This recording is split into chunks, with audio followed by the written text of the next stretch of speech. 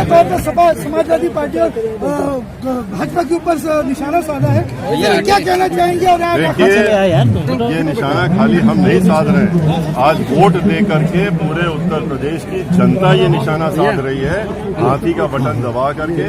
और बहुजन समाज पार्टी को जिताते हुए पूरी प्रदेश की जनता जो है वो भारतीय जनता पार्टी और समाजवादी पार्टी दोनों को सबक सिखाने का काम कर रही है। सर, आपने खुशी दुबे की भी बात कही और आपने विकास दुबे का भी नाम लिया। सर, क्या माफियाओं के समर्थन? हमने खुशी दुबे का नाम लिया। आप अगर समझते हैं खुशी दुबे एक माफिया है तो आपकी सोच बहुत गलत है। खुशी दुबे किसी दूसरे परिवार से एक दिन पहले शादी होकर के आती है और शादी होने के बाद उसको जेल भेज दिया जाता है। तो इसके बारे में मैं नहीं कहूँगा, आप स्वयं आंकड़ा लगाइए। और ब्राह्मण समाज के लोगों को इतनी बड़ी संख्या में टिकट दिया है, अगर 2007 की तरह वो जीतते हैं तो और ब्राह्मणों को क्या सम्मान मिलेगा सर बसपा में?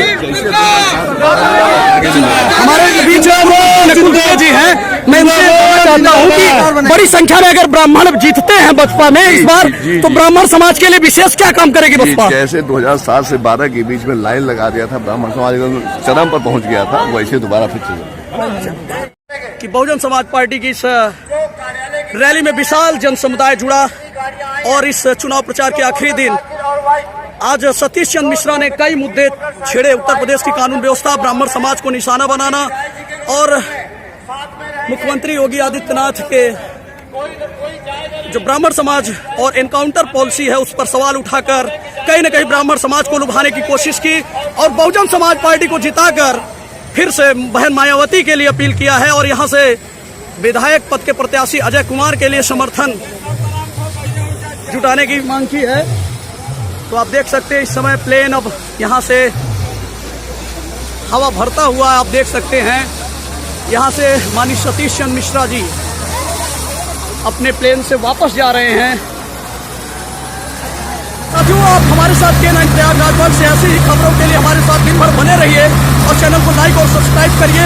प्रयागराज के राजनीतिक माहौल की हर पल पल की खबर से हम अपडेट करते रहेंगे। देख सकते हैं अब उनका प्लेन हवा। साथियों, यहाँ से बसपा महासचिव सतीश मिश्रा का प्लेन जो है उड़ान भर रहा है और लोगों से जब हमारी बात हुई मीटिंग समाप्त होने के बाद तो ज़्यादातर लोग जो ब्राह्मण समाज से आए थे और तमाम अन्य समाज से, उनका कहना था कि हम लोग सतीश मिश्रा से ज़्यादा एरोप्लेन देखने के लिए भी आए थे। तमाम महिलाएं आई हैं और नवयुवक भी आए थे। जब उनसे हमारी बातचीत हुई तो उनका कहना था कि इस तरह हम लोग इस मीटिंग से ज़्यादा पार्टी को समर्थन देने से ज़्यादा हम लोग यहाँ पर प्लेन देखने आए थे। और रही बात पार्टी के समर्थन की, तो इस ब्राह्मण सम्मेलन जो बसपा ने यहाँ पर कराया है वो कितना सफल रहेगा, यह जमीनी हकीकत जब वोटिंग होगी उससे पहले जब हम इन गाँव के लोगों से बात करेंगे कि बहुजन समाज पार्टी को आप लोग उस सम्मेलन में गए थे उसका कितना असर हुआ है जमीन पर, तो देखने के लिए हमारे साथ बने रहिए। K9 प्रयागराज से हम आगे दिखाएंगे कि सम्मेलन का वास्तव में गाँव में क्या हकीकत है। लेकिन फिलहाल तमाम लोग जो है दबी जुबान से यह कह रहे हैं कि हम लोग तो यहाँ पर एरोप्लेन देखने के लिए आए। नमस्कार साथियों, आप देख सकते हैं कि प्रयागराज में आज चुनाव प्रचार अभियान के अंतिम दिन बसपा की तरफ से राष्ट्रीय महासचिव सतीश चंद्र मिश्रा का कोंधियारा विधानसभा 12 के कोंधियारा बनरैया स्टेडियम पर आगमन हो चुका है। वो हेलीकॉप्टर से अपने हेलीपैड पर लैंड हो चुके हैं और थोड़ी देर बाद वो जब बाहर आएंगे आप देख सकते हैं कि बसपा की तरफ से जो यहाँ पर विधायक के उम्मीदवार हैं डॉक्टर अजय कुमार, वो तीसरी बार अपनी किस्मत आजमाने जा रहे हैं। पहली बार वो भारतीय जनता पार्टी, इसके पहले भारतीय जनता पार्टी से वह विधायक बने थे। सबसे पहले समाजवादी पार्टी से 2012 में, 2017 में भाजपा के कमल पर सवार होकर कमल पर, और इस बार हाथी की सवारी करने जा रहे हैं। और इसी क्रम में वह इस ब्राह्मण बाहुल इलाके में सतीश चंद्र मिश्रा को उतारकर ब्राह्मणों को साधने की कोशिश कर रहे हैं। देखना है कि यहाँ पर आए हुए ब्राह्मण समाज सतीश चंद्र मिश्रा की अपील से क्या अजय कुमार को तीसरी बार जो है विधानसभा पहुंचाने का काम करते हैं। तो बड़ा गेम चेंज माना जाएगा बहुजन समाज पार्टी के लिए। यहाँ पर राष्ट्रीय महासचिव सतीश चंद्र मिश्रा का आगमन हो चुका है प्रयागराज की इस 12 विधानसभा सीट पर। इस समय डॉक्टर अजय कुमार स्वागत करते हुए राष्ट्रीय महासचिव जी का।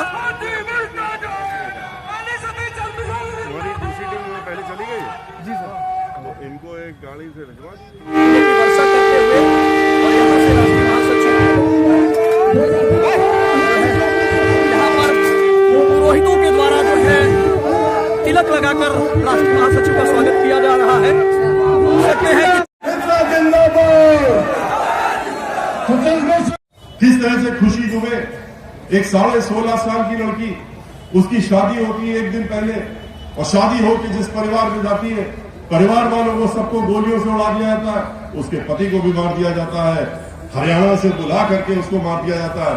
लेकिन उस लड़की का क्या दोष था जिसकी मेहंदी भी हाथों की नहीं सूखी थी, एक दिन पुरानी तो बहुत ही उस घर की, लेकिन उसको 16.5 साल की लड़की को भी उठा लेगा। फिर वही ब्राह्मण समाज को सबक सिखाना है तो फिर चाहे महिलाएं हो और चाहे पुरुष हो, उसमें कोई भेदभाव हमें नहीं करना है। ये सोच है भारतीय जनता पार्टी के मुखिया की।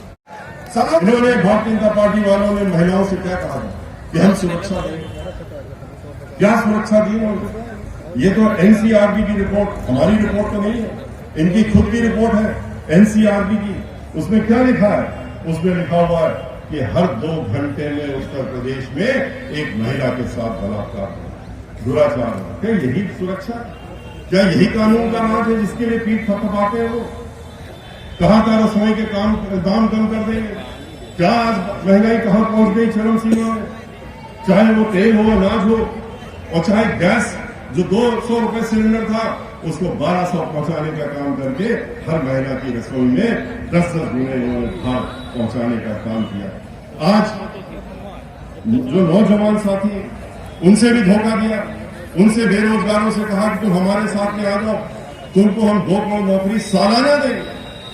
नौजवानों ने वोट दे दिया एक तरफा इनको, और उसके बाद क्या हुआ?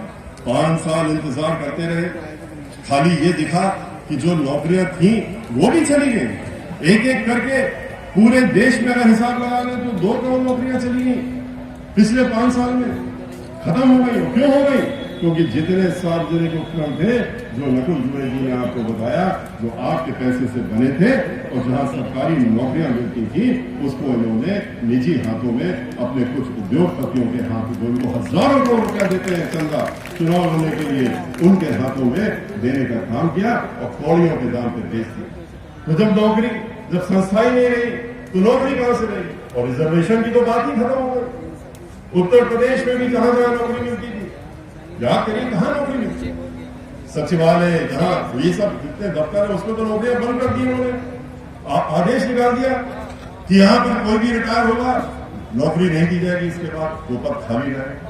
उसके बाद कहां मिलती थी? जितनी भी संस्थानें थी इस तरह की, चाहे जल निगम हो, चाहे जल संस्थान हो, चाहे नगर पालिका हो, चाहे नगर निगम हो, चाहे पीडब्ल्यूडी हो, चाहे इरिगेशन डिपार्टमेंट हो, चाहे ब्रिज कॉर्पोरेशन हो, ये सारी जगह थी जहां लाखों की संख्या में, जैसे पहले रेलवे में, बैंकों में और तेल कंपनियों में और हर जगह पूरे देश में मिलती थी, ये उत्तर प्रदेश में मिलती। वहां सब बेच दिया और यहां पर क्या किया? कहा कि इन सारी संस्थानों के काम अब सरकारी मुलाजिम नहीं करेंगे, ठेकेदार हमने दे दिए, ठेकेदार अपॉइंट कर दिए, ठेकेदारों से पैसा लेकर के ठेकेदारी में दे दिया, उनसे भी चंदा ले लिया। कहते हैं बड़े ईमानदार है, क्या यही ईमानदारी है?